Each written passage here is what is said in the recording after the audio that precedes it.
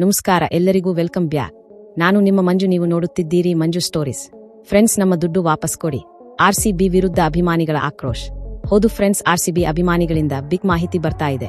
ಹಾಗಾದ್ರೆ ಈ ಸುದ್ದಿಯ ಸಂಪೂರ್ಣ ಮಾಹಿತಿಯನ್ನು ಈ ವಿಡಿಯೋದಲ್ಲಿ ಚರ್ಚೆ ಮಾಡೋಣ. ಚರ್ಚೆ ಮಾಡೋಕ್ಕಿಂತ ಮುಂಚೆ ನೀವಿನ್ನು ನಮ್ಮ ಚಾನೆಲ್ ಅನ್ನು ಸಬ್ಸ್ಕ್ರೈಬ್ ಮಾಡಿಲ್ಲ ಅಂದ್ರೆ ಈ ಕೂಡಲೇ ಸಬ್ಸ್ಕ್ರೈಬ್ ಮಾಡಿ. ಇನ್ನು ತಡ ಮಾಡದೆ ವಿಡಿಯೋ ಸ್ಟಾರ್ಟ್ ಮಾಡೋಣ ಬನ್ನಿ. ಐಪಿಎಲ್ನ 18ನೇ ಆವೃತ್ತಿ ಮಾರ್ಚ್ 22ರಿಂದ ಶುರುವಾಗಲಿದೆ.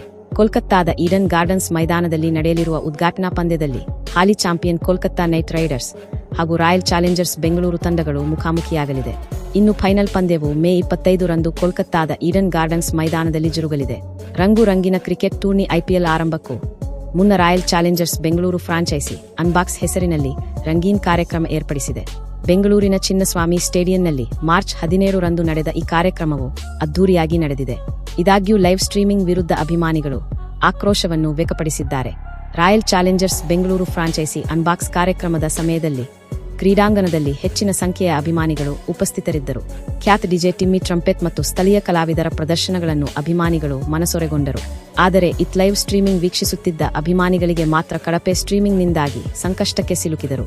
99 ರು ರಿಚಾರ್ಜ್ನೊಂದಿಗೆ ಆರ್ಸಿಬಿ ಈ ಕಾರ್ಯಕ್ರಮದ ನೇರ ಪ್ರಸಾರವನ್ನು ಪ್ರಸ್ತುತಪಡಿಸಿತ್ತು.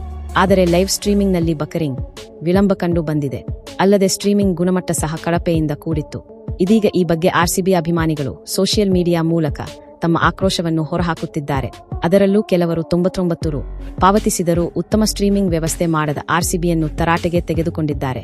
ಇನ್ನು ಕೆಲವರು ಲೈವ್ ಸ್ಟ್ರೀಮಿಂಗ್ ವೇಳೆ ಬಕರಿಂಗ್ ಸಮಸ್ಯೆ ಎದುರಿಸಿದ್ದಾಗಿ ತಿಳಿಸಿದ್ದು, ಹೀಗಾಗಿ ರಿಚಾರ್ಜ್ ಮೊತ್ತವನ್ನು ಹಿಂತಿರುಗಿಸುವಂತೆ ಸೋಷಿಯಲ್ ಮೀಡಿಯಾದಲ್ಲಿ ಬರೆದುಕೊಂಡಿದ್ದಾರೆ. ಒಟ್ಟಿನಲ್ಲಿ ಆರ್ಸಿಬಿ ಅನ್ಬಾಕ್ಸ್ ಕಾರ್ಯಕ್ರಮ ಯಶಸ್ವಿಯಾದರೂ ಇತ್ ಕಳಪೆ ಗುಣಮಟ್ಟದ ಲೈವ್ ಸ್ಟ್ರೀಮಿಂಗ್ ಪ್ರಸ್ತುತಪಡಿಸಿ ಇದೀಗ Royal Challengers Bengaluru franchise Royal ಅಭಿಮಾನಿಗಳ ಆಕ್ರೋಶಕ್ಕೆ ಗುರಿಯಾಗಿದೆ. ಫ್ರೆಂಡ್ಸ್, ಈ ವಿಡಿಯೋದ ಉದ್ದೇಶ ಇಷ್ಟಾಗಿತ್ತು. ಇನ್ನು ಈ ವಿಡಿಯೋ ಇಷ್ಟವಾದರೆ ಲೈಕ್ ಮಾಡಿ, ಶೇರ್ ಮಾಡಿ, ಸಬ್ಸ್ಕ್ರೈಬ್ ಮಾಡಿ. ನಮಸ್ಕಾರ.